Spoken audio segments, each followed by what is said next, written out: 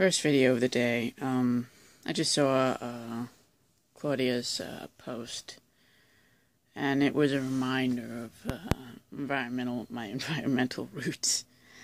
She was talking about the dying off of the bees, and there's a couple of things that have been causing that. And this is just going to be one of the first in the series that I'm going to get back to. I mean, I'm still going to cover it and talk about other things, but I am at heart, and I started out as a little kid as an environmentalist, and so back to that. And I know at times I've discussed Indian Point and a couple of other things, but the dying off of the bees is a combination of things in terms of the lack of population. And by the way, I'm going to be heading out to a farmer's market in a little bit, so I'll definitely take pictures and see what I can find. I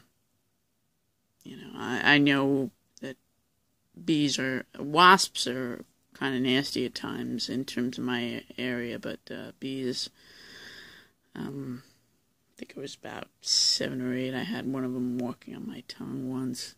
That was when I was a little nervous, but it didn't hurt me. It didn't sting me. Just kind of tickled me. And then flew away. It was attracted to the popsicle I was eating. The die-off, though, of them in terms of lack of population, it's a combination of things. One of them is a neonicotinoid pesticides that Monsanto favors on their crops. Okay, on the one hand, they are carcinogenic, and on the other hand, they also kill off the bees. And this has been a proven fact. It's been known for like 20 or 30 years, but they finally started publicizing that and publishing that fact only in terms of in sizable quantities about 2 or 3 years ago, if even that. Then there's the chemtrails, the aluminum. Then there's the climate change. That's a part of it too. The global warming. Yes, even bees have a limit in terms of temperature tolerance. Even insects do have temperature limits.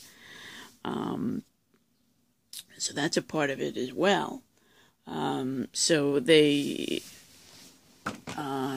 insects at the bottom, in essence, of the food chain, they're kind of the bellwether. They're the first thing that you notice, or one of the first things that you'll notice in terms of destruction, of the sign of it.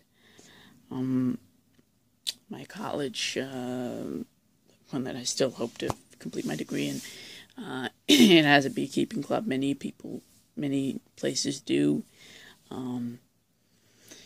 So in that regard, I'm not the most pessimistic when it comes to the concept of us being able to, being able to help the bee populations and sustain things until we can get other things in place to rebuild the rest of our ecosystem. I still believe that it's possible to change things. I still believe that it's possible to avert complete disaster. I know many people are not as optimistic as me. I'm not saying that it's going to be easy. I'm not saying that there's not going to be a really big problems and that there aren't already. But I'm saying that we have to work hard to rebuild things and to maintain as much of what we have as we can. I'm also saying this as someone that wants to start a family soon, so keep in mind that while I'm not saying that it's going to be easy, I'm still believe and I still have hope. Again, I'm not saying bees, but it's possible. But working together is going to take it. Yes, beekeeping is an important thing. Because again, if we do indeed work to preserve our soil, if we, even if you're talking about covering it up, which I might very well in terms of, when I get the house, covering up soil, unfortunately, in terms of growing things is going to have to be part of the plan at this point to me. Again, for long-term growing food that's safe. Heirloom seeds, water recycling and stuff like that.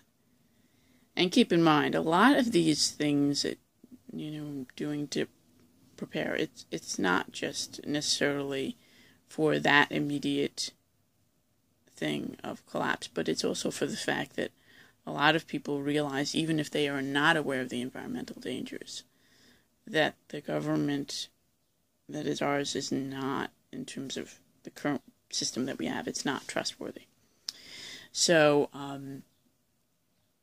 even if you're not awake to all of the problems, that doesn't mean that you can't work together at the common things to do for them. And I want people to be open to that as much as possible. We don't all have to agree on what every single problem is or what every single solution is. But we have to, reach agreement that common things make sense.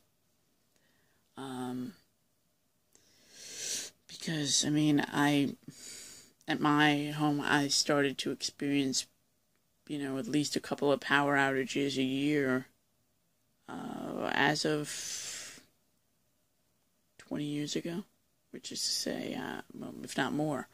I was under the age of 10. So, we're talking about within 50 miles of as the crow flies in Manhattan. So we're not talking about total, boondocks either. So, again, I really want people to prepare to understand what's happening, but to also be aware that there is hope. There are possibilities out there. But there won't be if people just stay silent and if people just do nothing. Shalom.